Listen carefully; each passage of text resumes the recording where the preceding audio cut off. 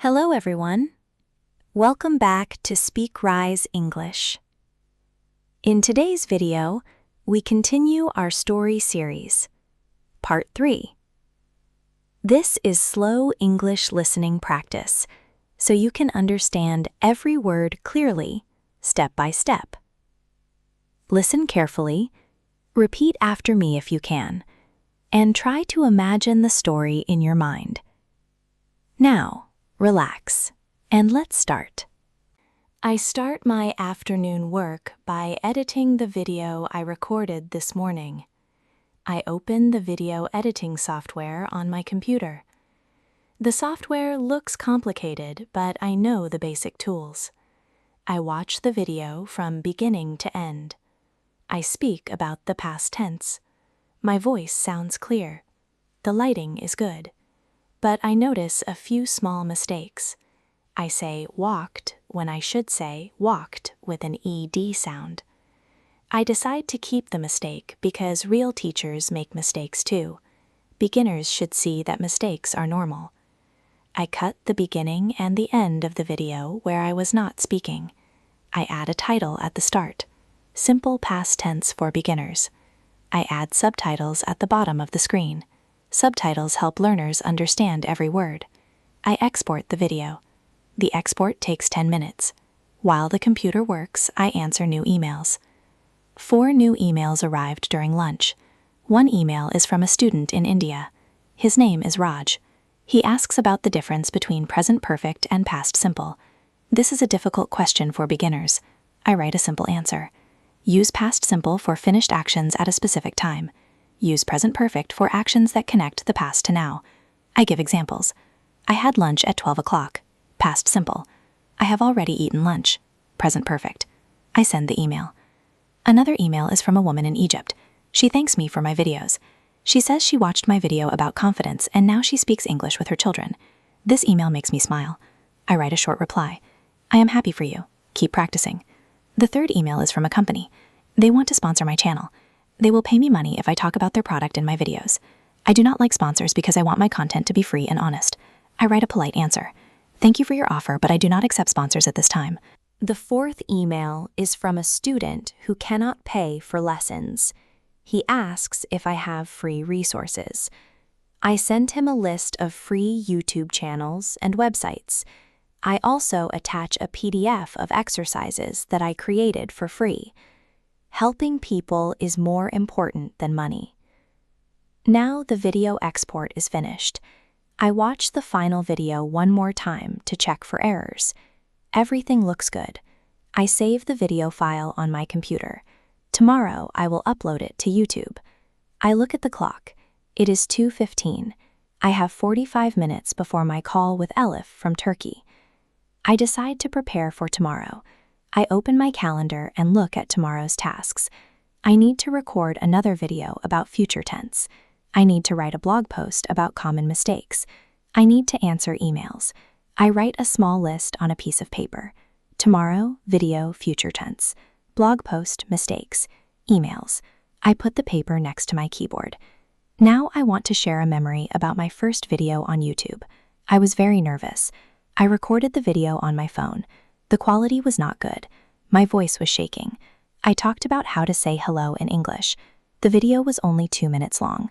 I uploaded it and waited. The first day, only 5 people watched. I felt sad, but I continued. I made a second video. 10 people watched. I made a third video. 50 people watched. I continued every week for 1 year. After 1 year, one video got 10,000 views. I was so happy. That moment taught me that patience is key. Success does not come fast. It comes slowly to people who do not give up. Now my channel has many subscribers, but I still remember those first 5 viewers. They were my beginning. At 2:45, I stop preparing for tomorrow. I need to prepare for my call with Elif. Elif is a beginner student from Turkey.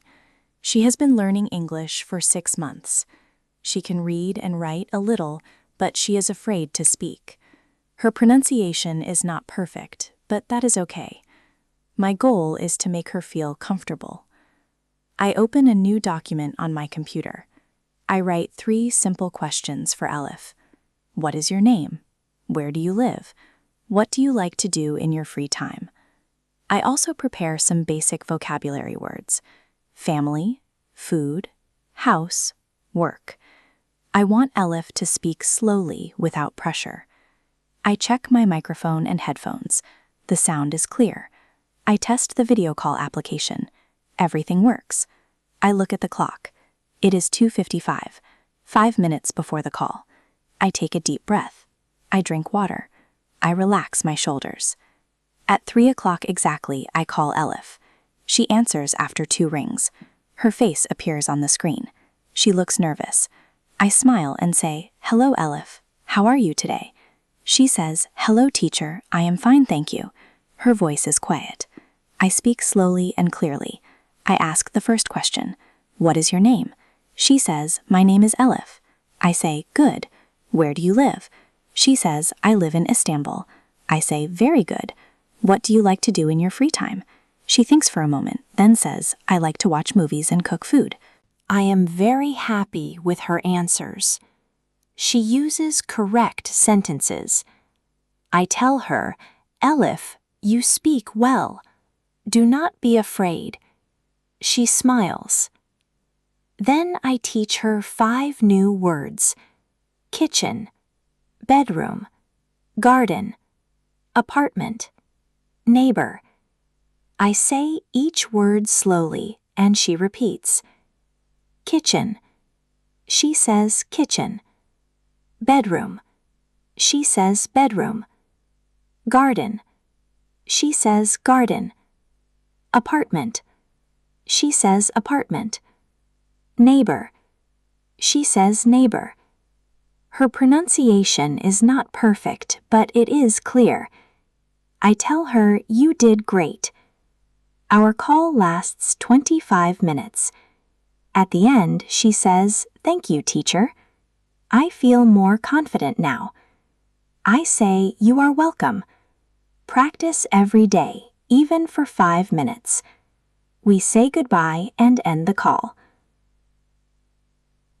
It is now 4:15 in the afternoon. I have 45 minutes of work left. I decide to review what I did today.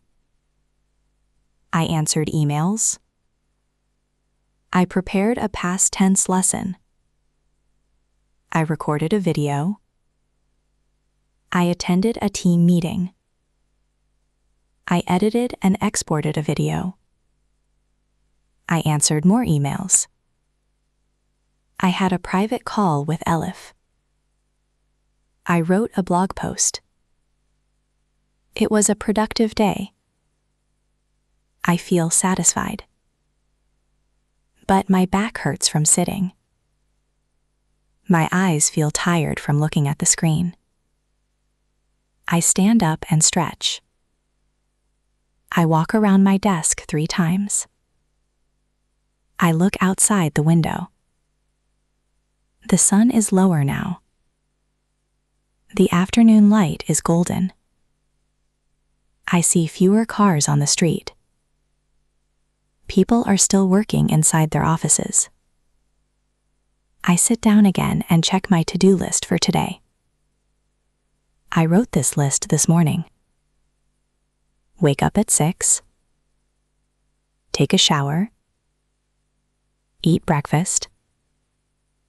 Get dressed. Take the bus to work. Answer emails. Prepare past tense lesson. Record video. Attend team meeting. Edit video. Answer more emails.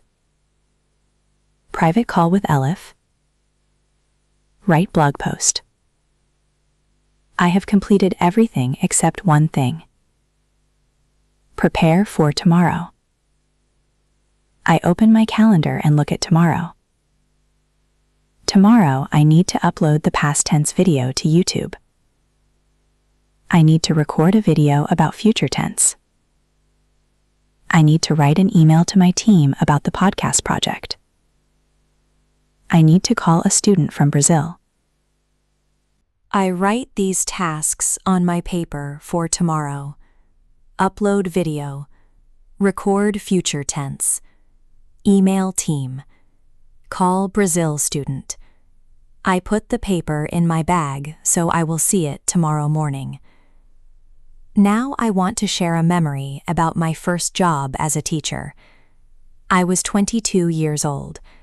I found a small language school in my city. The school had only 3 rooms. The director was a kind old man. He gave me a class of 10 students.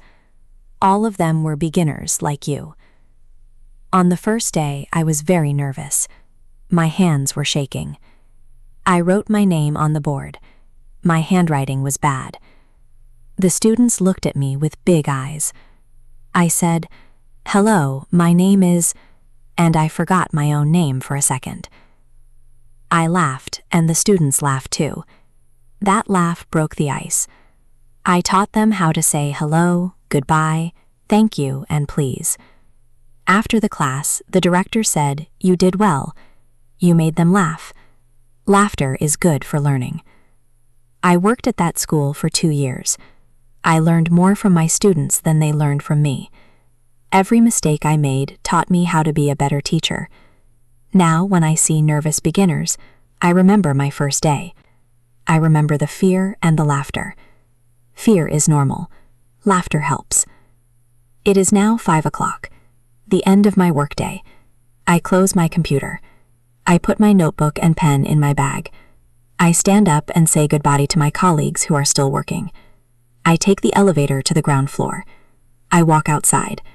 The air is cooler than the morning. The sun is not high anymore. I walk to the bus stop. The bus arrives after 5 minutes. I get on and find a seat. I look outside the window as the bus moves. The buildings and trees and people pass by. I think about my day. It was a good day.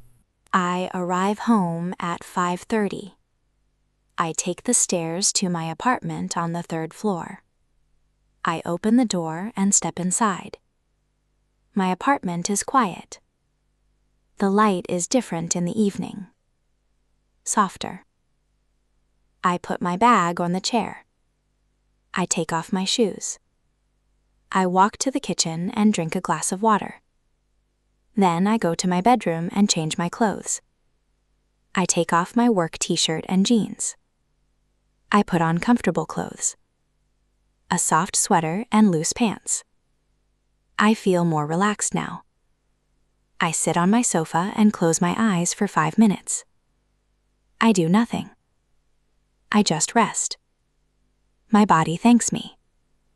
After resting, I think about dinner. I am hungry, but not very hungry.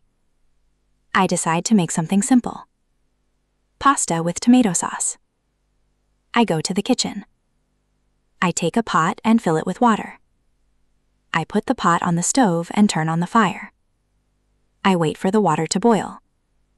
While waiting, I open a can of tomatoes. I pour the tomatoes into a small pan. I add salt, pepper, and a little olive oil. I turn on the fire under the pan. The tomato sauce starts to bubble slowly. The water in the pot starts to boil. I put the pasta in the water. 2 handfuls. I stir the pasta with a spoon.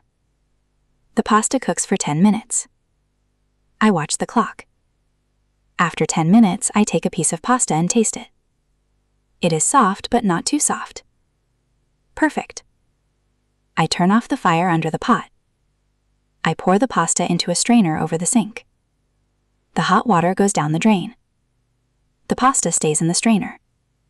I put the pasta back in the pot. I pour the tomato sauce on top. I mix everything with a spoon.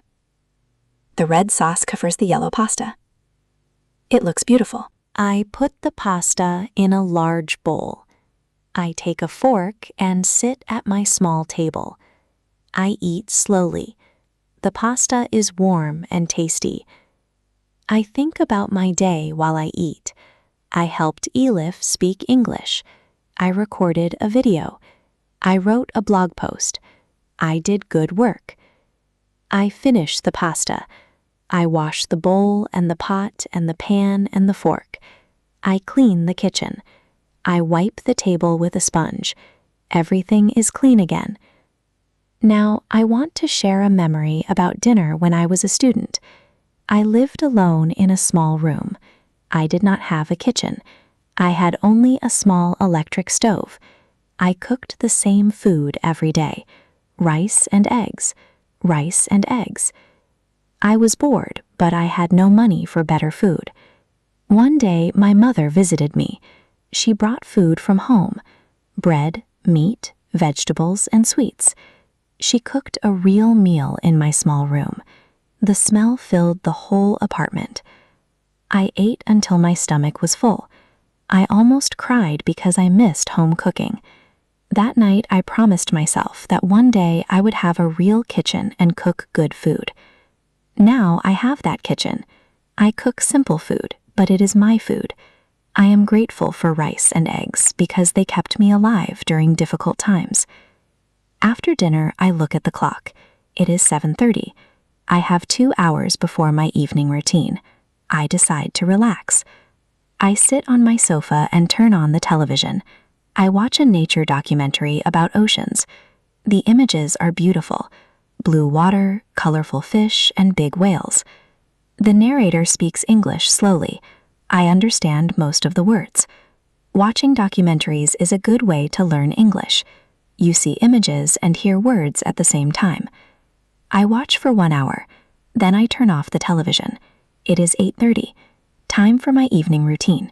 That's the end of part 3. Did you understand the story? Write your answer in the comments. And don't forget, practice every day, and your English will improve step by step. See you in the next video. Goodbye!